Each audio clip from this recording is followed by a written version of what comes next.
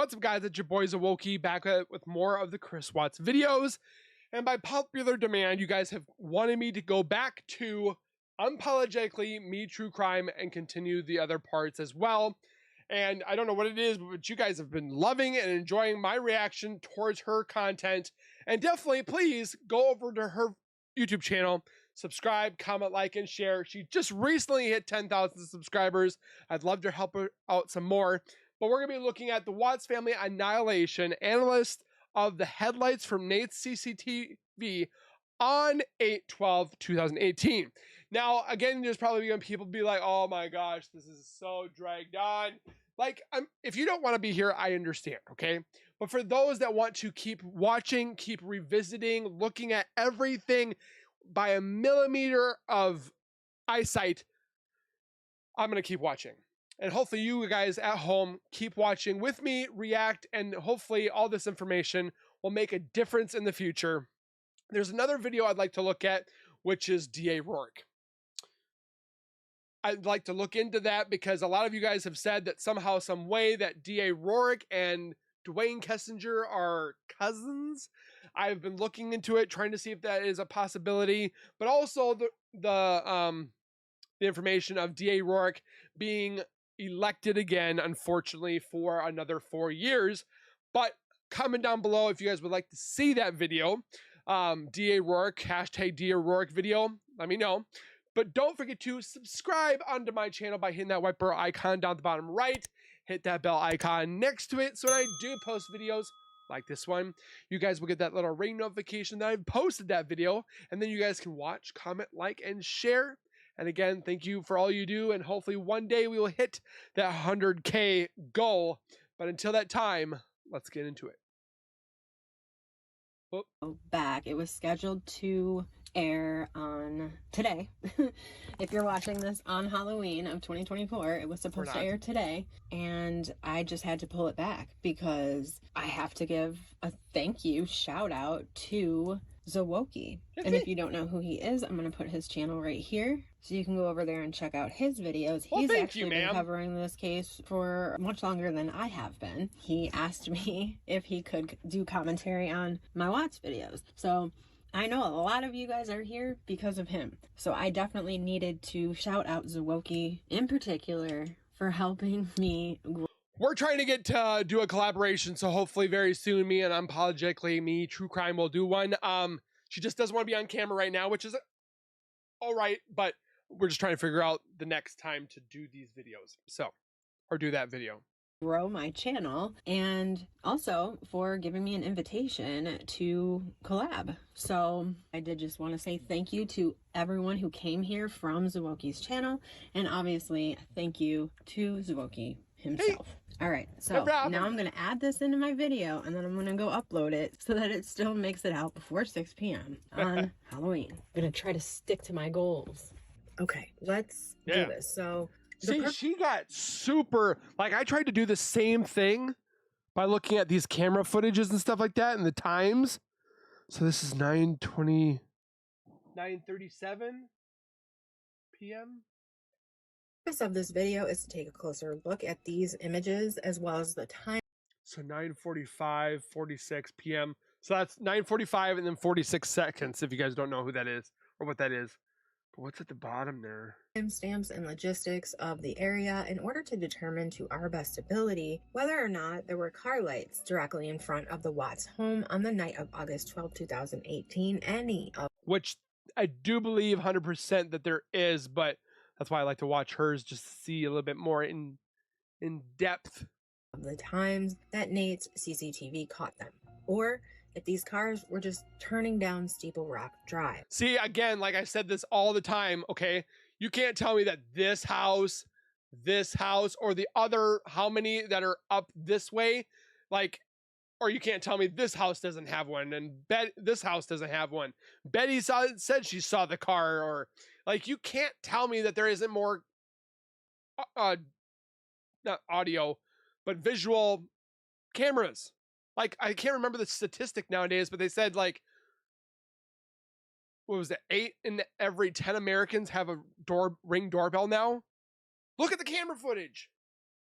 I'm going to do the best that I can She with really the likes information pink that and I have green. found. Keep in mind, I am not any kind of professional when it As comes am I to not. analyzing CCTV footage, and my only familiarity with the area in question is from Google Maps and Google Earth. Okay, I've never been to the area. As always, this video is my opinion on the images and information that I have. It is entirely up to you to do your own research and to form your own opinion. So in my last video, part 3, episode 3, some new things came up in the timeline. Which again, I'll post that link in the description for you guys to watch if you would like to do that. That have me questioning even more about whether or not someone else may have been at the Watts home on the night of August 12th and or early morning hours of August 13th. I wanted to take a short break from the timeline to look more into these images and see if we can make sense of them, because I know I'm not the only one who has these questions. I do want to be clear. This is not going to be a video that goes into all of Nate's CCTV footage or whether or not his footage was manufactured by the police. That would be an entirely other video looking at... Honestly, I don't think it was manufactured by the police. Again, what would the police have to gain to have a crime occur? Like, I don't... Like, why would the police have to hide the CCTV? Like, I've watched some of the footage that people have mentioned about the police trying to cover this case up. Like, I don't know why that would be. The only thing that would second guess me is if DA Rourke was in on this by some possible means. Again, I'm not saying this as a fact. What I'm hearing and seeing is that how many times did Rourke want DA Rourke wanted the case done on the 6th of November, how many years ago? Because elections were there. So he won, or he wanted to make it probably look like he's like, ooh, I got this done super fast, on time, signed, sealed, delivered. It occurred. I got him convicted. Look at me. I'm a great DA. Okay, great that you're a DA. But I feel that it was rushed. I feel that it could have been looked at even more. So that's why we do this. And again, I'm not blaming law enforcement or DA Rourke. A lot of us, millions of us, think that there's something fishy here. And a big part of it is NK herself. So any little piece that we can analyze, look at, review, react, we're going to do it. Because it's a free country. Hello. Completely different footage. In the last video, I showed 5 total images of car lights outside the Watts home over the course of the weekend, Saturday and Sunday evenings, all of which occurred while Nikki was on the phone with Chris and or directly following the call between. But then I would use that call. Well, they can't do that because if she's on call where she's at, would your phone ping multiple times if you're still on the phone? Or would it just ping when you make the call? So like if she called in Aurora, Colorado, and then she got in her car while she's still on the phone, drove to Chris, would it still say that she's in Aurora, or would it ping now in Frederick? Does that make sense? I'm just wondering if that's a possibility, but... Between Nikki and Chris ending. In this video, I'm only going to be looking at those 3 images from Sunday night. While I am interested in the Saturday ones. Okay, this is kind of creepy. There's a woman here with a dog that looks like Nichol Kessinger's. Again, it could be something, it could be nothing. But it's definitely very interesting because she has boxers. She loves boxers. As well, it's the Sunday ones that I feel are the most important if we're trying to figure out if Nikki was physically there at the Watts home. 11:25. She got off the phone, what was that, 11:40 something?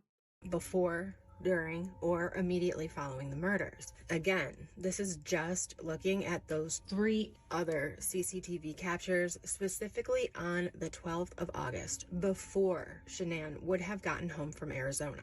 Okay. So let's do this. On August 12th, 2018 at 9:28 p.m., Chris Watts calls Nichol Kessinger. This call would last 111 minutes, meaning that the call ended at 11:19 p.m. Which the video showed 9:25, and she lived roughly 25 to 30 minutes away from Chris. So it doesn't put in the parameters of her being there. During Nikki's interview with Detective Kobach, she would say that she didn't remember anything specific about that phone call. The only two things that stood out to her were, one, the TV was on in the background, and two, Chris told her that he would be going straight out to the field the next. So the TV deal would be if Chris was in the living room, the base. Wait, there was no TV down in the basement. So it would have had been the upstairs living area, the downstairs living area, the back one, not the front one because there was no TV in there, and their bedroom. So because a lot of people kept speculating that when she's saying that he was in bed with the TV on, he was downstairs. But if you look downstairs when they're doing the body cam footage, there's no TV. So he was down there unless he moved a TV. I mean, that's a possibility where people move TVs on the occasion because, like, if I had a game room and I wanted a TV downstairs, I'd bring my TV that's in my bedroom downstairs to use it and then bring it back up when we need it back up here. Like, people move TVs all the time. So maybe I'm looking at this a little bit too in depth, but never know. Next morning, rather than stopping at the office first, it would appear that the TV being on was far more troubling to Nikki than him going to the field. And she even says that while it stood out that he would not be going to the Anadarko office first, it was certainly not uncommon for those guys to go straight to a location on many of the mornings. Nikki said she noticed the TV being on towards the end of their conversation. She said that usually Chris would talk to her while he was in the basement where there was no TV, and that she found it strange that he was not in the basement. See, there's and no she TV. even suspected that Chris may have been. See, there's no TV. Still, I don't think he used this purple head wrap or the eye wrap, whatever. I don't know about the men that are here. I mean, I have one, but it's a cooling one. It helps with my migraine, so I put it on and it covers my eyes, but it's for migraine purposes. So, but this one's like a cutesy one. It's more like a womanish purple flower orientation. So let me know who you guys think that's. Plus, they probably should have DNA swabbed it, because if it was on somebody's face, they could find out all like the sweat DNA and stuff like that. A lot of things that they could have done. Been up in the master bedroom waiting for Shanann to get home. I said in my last video that I had the opinion that Nikki remembered this because it made her upset. I believe I said, I think it irked her that Chris was in the master bedroom, the bedroom that he shared with his wife. And I do wonder if that caused an argument towards the end of that conversation. I mean, Nichol could have been in any one of those rooms / hiding in the basement. It's just a theory that a lot of people have, but maybe Nichol was there because her phone pinged there. And maybe she helped out cleaning this up, or Chris was freaking out saying, I did all this awful stuff, or whatever. She came to help out, then called Jim and was like, hey, we need an extra set of hands. Can you help us with this deal? And then he came. Who knows? I mean, it's just a theory again. Either way, that's what we heard from Nikki herself. So I didn't know what room he was in, but I was just like, I just thought it was weird, because he's always like, before I go to bed and I lay down, he's always like kind of trying to do the same thing. We just talk. It's like a really chill thing till one of us is about to pass. But again, the only TVs were in the downstairs back room, the upstairs living quarter or area, kind of like an upstairs living den, and then the bedroom that they share together. So those are the only 3 rooms that had a TV in them. The girls didn't even have TVs. I don't even think the kitchen had a TV, because the TV that they had in the back room, they watched from there. So those 3 rooms, so lo and behold, it's going to probably be the bedroom. Out, and then that's like the end of it. But it was strange, because I was like, the TV's on. I remember I was thinking, I was like, maybe he's waiting up for her. And then I was like, maybe not. I didn't know. It wasn't something that like. See, that just makes, so he's waiting for her. Like, she's nonchalantly saying it's okay that, oh yeah, she's coming home, so he's probably up waiting, and you're the other missus. Like, it doesn't make sense how she's saying this right now. Alerted me, it was just different from his standard operating procedure. So anything important that you recall during that conversation about the children, about his wife, about what he was doing the next day, what he had planned?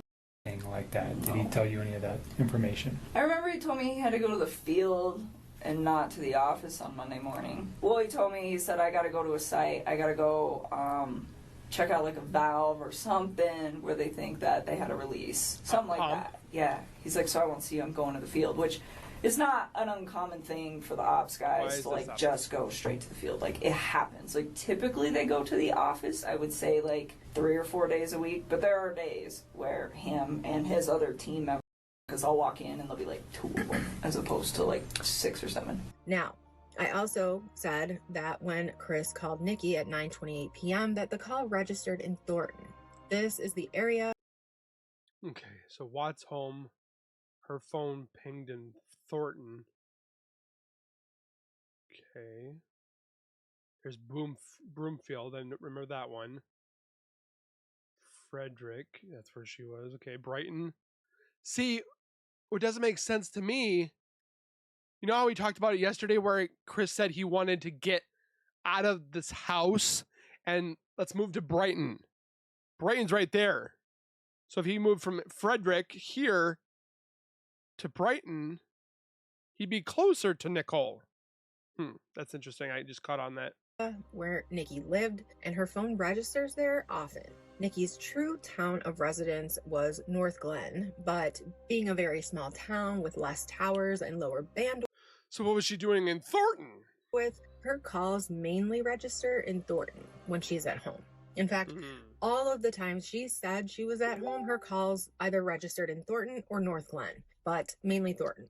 But I also said that just because she was in Thornton when that call came in doesn't mean that she stayed in Thornton. I never even thought of this. What if she put the phone? Oh, I have an idea. What if Watts put his phone call to her? She called or answered it. They put their phones down and then left. Where? Survey 319. They dug the hole. That's just an idea. I don't know. Because it takes 47 minutes to get out there. Maybe it wasn't, because it takes 47 minutes to get out there and 47 minutes to come back.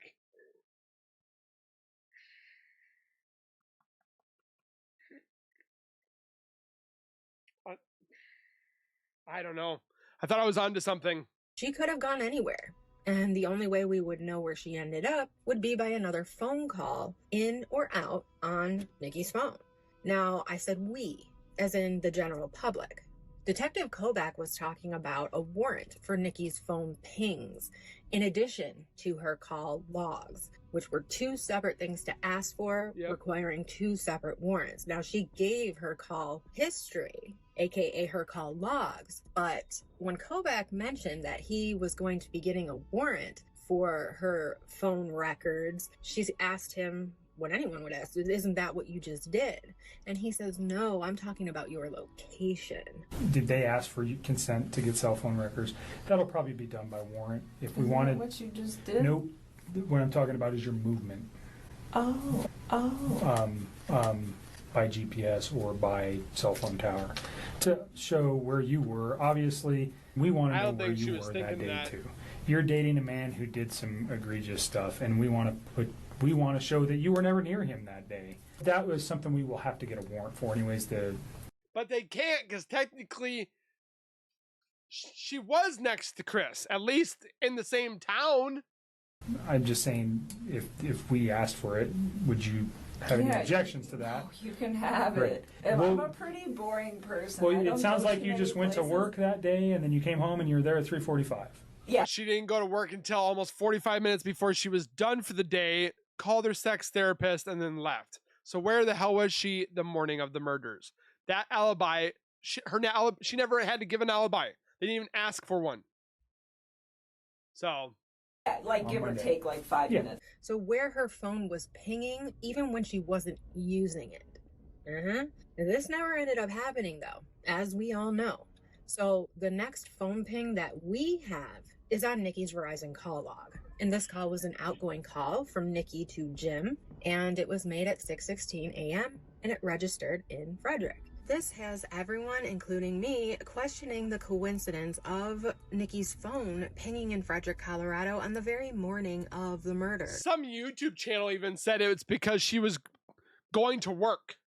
Did you see where Anadarko is? Do you see where Nikki lived? Like, if she went to Frederick, that would be totally out of her way. The reason for this is that her phone only ever pinged in Frederick when she was admittedly at the Watts house or... See, I wouldn't take this way to go to work and whatever. I'd take the road that's probably on the outskirts of here. See? I wouldn't take a highway, or I'd take this bigger road. I would take the one on this side. Which one would you take? I-25? Or would you take 76? Or this road? I can see this road right here. There's a road all the way through here. And then she would have to cross one of the bridges. That's where I would have gone. In Frederick, there were 4 total phone pings in Frederick listed on Nichol Kessinger's call logs that were given. One was on July 14th. That's when they had that argument. Dieter led Nikki up the stairs and Nichol saw the family that she was basically destroying. And she felt that, and she wasn't happy about it, and she ended up leaving and sitting out in her truck. Chris eventually talked her into coming back into the home, and allegedly they resolved that issue, but Nikki did take a step back after that, and the phone logs reflect that. She and Chris did not talk for a few days after that July 14th argument. The other ping was when Nikki allegedly picked up some touch-up paint for her Toyota 4Runner in Frederick. This was on July 18th, and there were 2 pings, actually. The first one was at 4:34 p.m. when Nikki left a voicemail for Chris, and the second is just 6 minutes later when Chris calls her back at 4:40 p.m. Now, on July 16th, we have the search by Chris for Toyota dealership. We also know he was looking up touch-up paint for a Toyota, so Nikki has a white Toyota 4Runner, and they happen to have a Toyota dealership right there in Frederick. We can see that Nikki did not stay in Frederick because the next phone call she makes, she is in Broomfield. So she is moving. She didn't stay there. I don't think she was at the Watts house. I think she was more likely at the dealership, or she just swung by the Watts residence, picked up the touch-up paint, and went home. That's just my opinion, but that's what the pings are suggesting.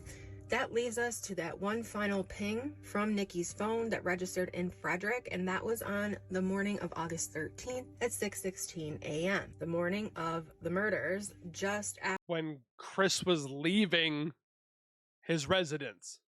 After Chris left for Survey 319. That again is a whole different video entirely on phone pings, which we will get into, but Watts the Obsession has a ton of information and videos on those phone pings if you want to check them out. Before I get into them more in depth, but I'm telling you right now, I'd be using one of her videos to go into it. I did find other things and other visuals to use and things like that, but she's the one who actually talked to someone who knows all about phone pings and analyzed Nikki's call history. And Kelly and this guy, I don't remember his name, they pretty much debunked the idea that Nikki logistically would have ever registered in Frederick unless she was in the Watts neighborhood. Like, that's how close the tower she pinged off of was. I watched that video. I'll try to remember to link that specific video in the description box. Okay, now first let's... And see her where was that? Her car was like right here that we found out. Let's look at the location of the Watts home and Nate's home, as well as the locations of Nate's security camera. This is the Google Maps view, and I also have the Google Earth view, which is what I'll be mostly using throughout this video. But just to give an easier visual at first, here you can see the Watts home on Saratoga Trail. The home directly next door to the right is Nate's home, and the house directly to the left is Betty's home. Betty's the neighbor who left her house to go work out at 5:15 a.m. on the morning of August 13th, and we can see her car lights on Nate's CCTV, and we can see that she turned left down Steeple Rock Drive at about 5:15 a.m. Betty told officers that she did this every weekday morning at the same time. Now let's get back to these still images. When I looked further into where these images came from, I realized that they came from the body cam footage of Officer Coonrod while at Nate Trinastich's home. They are all on his CCTV library, as you can see here. There are other images that others have talked about being questionable, such as a white van and a red car, but we're only going to be going into the images of the car lights in this video. Because honestly, there were a lot of white vans around. There was construction going on behind the house, and how many people have a red car? So I feel like that's so much of a needle in a haystack at this point. We're just going to look at the car lights. Was that a hearse? This first still shot we have is timestamped 9:30. Somebody's looking at the camera on that one. Yeah, which is just 9 minutes after the phone call between Chris and Nikki began. Now, during that 111-minute phone call, there would be some vehicle activity outside the Watts home. But being that the call registered in Thornton at 9:28 p.m., it's unlikely that the car lights at 9:37 p.m. are Nikki. And let me show you why, for those of you who don't already know. There are two main routes that Google would give you from Thornton to the Watts home, and both are about the same mileage and take about the same time to travel given the time of day and traffic. The first route given is about 24 minutes and the second route given is about 28. Getting there in time. Could it be possible to get there faster? Absolutely, of course, especially at certain times like late night or early morning, for example. That being said, I still don't think that you could make it there in 9 minutes. Now let's quickly look a bit closer at the Google Maps direction. But what if she called, left the phone there, and drove to Chris's house? I don't know if that's a possibility. From where Nikki allegedly lived all the way to the Watts home. Specifically, the ways to enter and exit the Watts neighborhood. Bear in mind that back in 2018, there was a lot of construction in the Watts neighborhood. These current maps are different, and I unfortunately just started researching this case this year, so I will try to do my best to make sure that doing I'm a good job with what it would have been like back in 2018. It looks as though there is... Yeah, all this stuff back here, all these houses and stuff like that, we're not there. Like, it was just their part right here. Is still only one way in and one way out of the Watts neighborhood that makes sense if you're specifically going to the Watts house, especially if you're coming from North Glen or Thornton, and that would be off of Aggregate Boulevard, aka Highway 7. In order to enter the neighborhood, you have to go through a roundabout and exit onto Wyndham Hill Parkway. To get to the Watts home, you would make a right onto Steeple Rock Drive, and from there, you could either go straight all the way to their house, or you could turn left onto Saratoga Trail and follow it around to the home. Google Maps suggests the Saratoga route, but common sense would tell most of us to just stay on Steeple Rock and be able to pull directly in front of 2825 and be on the right side of the road. Looking at the map today, there is another way out of the neighborhood. I don't know if it was always there. If someone knows whether or not this was a way in or out back in 2018, let me know. Actually, better yet, if anyone has a map of the area from August 2018, like from Google Maps, maybe those of you who followed the case from the beginning may know where I could find someone with that info. Just to know, because we need to know the ins and outs of the neighborhood. Either way, I don't want to leave it out. So the other way out of the Watts neighborhood is by following Saratoga Trail west and then north and make a right onto Sterling Court. From Sterling Court, you could either make... But again, all these right here, like this road, that road, this road, you can't tell me that they didn't look to see if anybody had cameras. A right on Marble Mill Place, or just a tad farther west on the Black Mesa Road. Then you would make a right onto Billings Avenue, follow Billings Avenue all the way down to Route 52. Ideally, one would take I-25 to Route 52 to Highway 7, or Highway 7 the entire way if you were coming from Thornton or North Glen.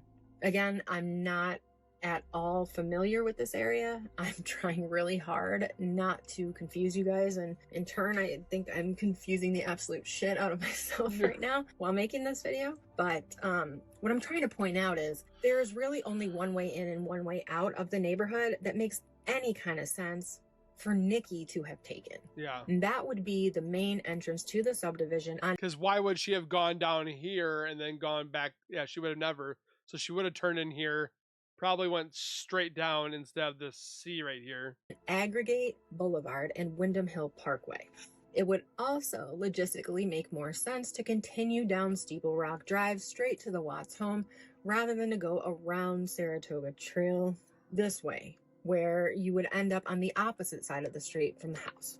Unless you wanted to be more inconspicuous, I suppose you would take one of these other routes, but typically this is a straight shot. I don't see why you wouldn't use this way. The Watts home is directly at the end of the intersection of Steeple Rock and Saratoga Trail, as is Betty's house. Now, this means that at night, they likely get a lot of headlights from vehicles shining directly into their homes, especially the Watts. Nate's cameras are triggered by these car lights, and thus we have these images of car lights throughout this 111-minute phone call. So really, these lights could just be cars traveling east on Saratoga Trail and turning north onto Steeple Rock Drive in order to leave the neighborhood or really any reason. The first thing I took into consideration is the likelihood of traffic using Steeple Rock Drive. It is not the only way to Wyndham Hill. Just 2 houses to the west of Steeple Rock Drive is Ruby Hill Drive. And I would think that any residents west of Steeple Rock would use Ruby Hill. And the funny thing is their 2825 Saratoga Trail was their house that they were selling. They were going to move up to, I think it was one of these houses right here. Almost exactly the same house, but cheaper. That makes no sense. To get out of the neighborhood, with the exception of Betty and maybe these residents right next to her. Again, this is just my opinion. There would be no reason for people living on Ruby Hill Drive to not just take their own road up to Wyndham Hill, in my opinion. But, of course, there are always exceptions. My point is, there would likely be very few cars turning onto Steeple Rock Drive past 9:30 p.m. on a Sunday night. That, of course, is just my opinion, but we do have cars activating Nate's cameras with their headlights just after the phone call between Nikki and Chris ends. That is what we are analyzing. We're trying to figure out, did they turn onto Steeple Rock Drive or did they park in front of the Watts home? See, that's the problem so far? Because if they go down here, it looks like they're parked here. They actually parked there, it looks like they're parked.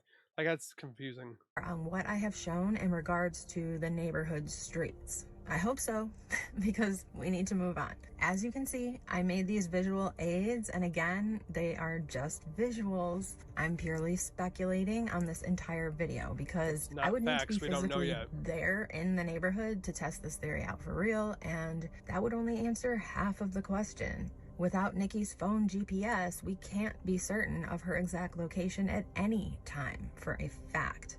This is a photo of Nate's security camera, and this is a photo of its trajectory. What it yeah, if the stupid tree wasn't in the way, we would have been able to see a lot better.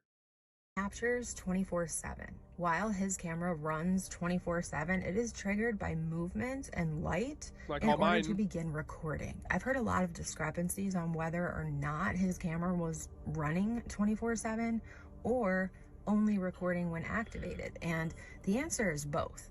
It was on 24/7, but it only recorded when activated. That was how it was set to function. So he could visually see it if he pulled it up 24/7, but it only recorded when it was activated. Okay? There's a lot of these cameras. I know there's a lot of cameras too that sometimes will record. I don't know how they do it, but they record a minute before like an activation happens. I don't know how that works, but things a little bit more clear. Now let's first look into the 2 times that Nate's camera caught lights during the phone call. The first time was at 9:37 p.m., just 9 minutes after the call began at 9:28 p.m., which I already said is doubtful to be Nikki just because of the short amount of time. I have looked at these routes at many different times throughout the day, And if she were speeding and there was no traffic, in my opinion, the soonest Nikki would be able to get to the Watts house from hers would be about 15 minutes. I suppose anything is possible. Well, she was a lot Plus, closer I did than I point out thought. that within the same frame line, we can see this woman walking a boxer. The woman resembles Nikki, and Nikki had a boxer, from what I understand. See, I'm not the only one that saw that.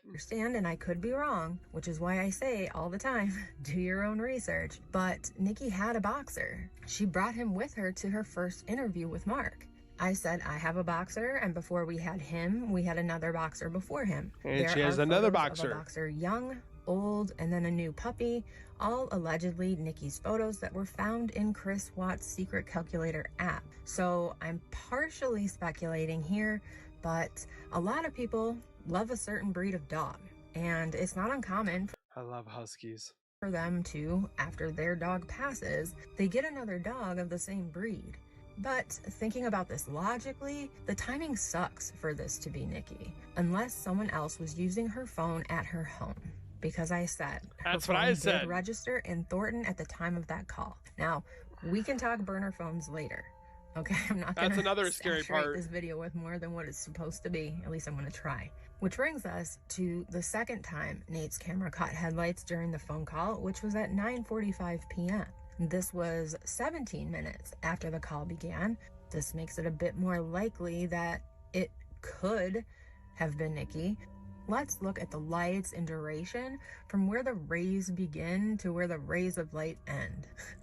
Rays of light. I told you guys I'm not a professional, right? Just making sure. All right, let's get back to my visuals. These are supposed to show the light trajectory. That's better than rays, right? How far the headlights would reach from the intersection of Steeple Rock and Saratoga. I really wish we had the live of these, but oh well. Note the first image captured at 9:37 p.m. and the brightness of the headlights and how far they reach down Saratoga Trail. On this image, at 9:45 p.m., the headlights look to reach about the same as the 9:37 p.m. car. You can see that the headlights shine a bit closer to Nate's camera at 9:37 than at 9:45, but again, these are only stills, so it would depend on when the camera began recording. A car could have already made the I see what she's saying. onto Steeple Rock, or not yet have even been close enough to the intersection. Again, the live would help immensely here, but still. It's a still image, but it's a recording, so if you press play, it's going to show from 9:37, possibly that car moving that way or whatever at 9:45, where we see more of the headlights. Milk, right? So in my visuals, this is kind of what I was trying to understand and share with you. Would the lights be an indicator of where this vehicle ended up? Keep in mind, the cars have brights too, or... So if the Nate's camera's here, oh, that's pretty... It'd make more sense for the car to be there than turn. High beams, whatever you call them where you live. We call them brights here. I've heard other people call them high beams. Also, I didn't measure anything. These are just visual aids. So here's the car coming east on Saratoga Trail towards Steeple Rock Drive and the Watts home. As it gets closer, the lights have a closer trajectory towards the front of the Watts house, reaching in front of the Watts house, but not really much farther. As the car starts turning left onto Steeple Rock, the light would not be there anymore. The trajectory shifts a bit farther toward Nate's house, but then the lights would be gone after. So it had to have been parked here. The turn was complete. So what do you think so far? Somebody was at Chris's house.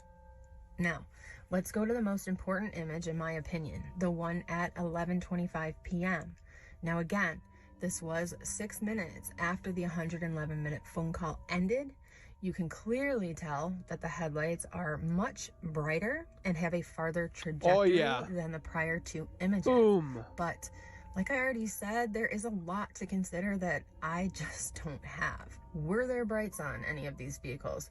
Did any of the cars go straight past the Watts home? This is why I keep repeating myself. Well, I don't think it's... Well, it could have came down here and then parked right here. This blue car would have never happened. The orange car could have happened. But this is just me thinking out loud and sharing it with you to see what you think. Looking at my visuals, it would match up that it is quite possible that this car captured at 11:25 p.m. on August 12, 2018 did not turn left down Steeple Rock, that instead it parked in front of the Watts home. Looking at the coincidences of Nikki saying that towards the end of the phone call, this is what I thought. Why he was not in bed yet. Did they have an argument about that? Was she upset that he was waiting up for Shanann in the shared bedroom? I bet. Then we have the coincidence of the phone call ending just before those lights were cut. I don't know how many times I've been on the phone with someone while on the way to their home. And then I end that call as I pull up or as I turn into the neighborhood. It is not impossible to think that this happened. The next phone ping from Nikki's phone being in Frederick is a coincidence. What else? I know there's more coincidences, but we need to move on with this video. Feel free to add any coincidences you have noticed in the comment section below. I want to be clear. There are many reasons that Nikki could have driven to Chris's house. The evidence shows that Nikki had a hold on Chris. I don't even know anymore if Nikki even loved him or was in love with him. She loved the booty. But she seemed to have a lot of information about the Watts family that was none of her business. When she spoke about Chris, she spoke as though she was the one who called all the shots. Looking further back, we know that Nikki searched Shanann and Chris before she even worked at Anna and Ronnie. So, I don't know. That seems a bit obsessive. I can only assume that this alleged obsession only grew over time. And that's all I'm going to say about that for now.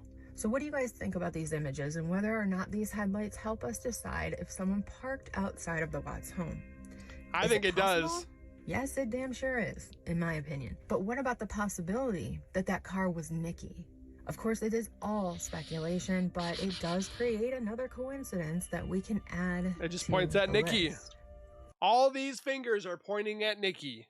I'm going to end this video now and get back to the timeline. As soon as we are done with that timeline, we can begin looking at other things more in depth. The timeline, oh my gosh, took so much longer than planned, and I'm still not done with it. But I can't stress this enough. It's going to be very important. So with that being said, guys, what do you think about Unapologetically Me true crime information? It raises a lot of eyebrows for me. Like, I never even thought about what I just said about before until she made this video. I'm like, she could have answered the phone. He could have answered the phone, left the phones there, and then left. And it did what they were wanting to do. Dig that hole. But then the time goes in and out. It's just, I really need to look at this now that I've watched her video and see if there's any cross evidence I can look at. So with your guys' help down below in the comments, like she said on her videos, make sure you guys comment your thoughts about what she had said, what my theory was on what she said, and hit the like button, subscribe, bell icon's like over here. It keeps moving over here. You know the deal. Make sure you guys go over to her channel again, watch her old stuff, watch the new stuff. She's got other crimes and stuff like that. So go give her some love, and we'll see you guys in the next one. So keep it real, keep it safe. And as always, keep nerding on, and we will see you guys next time.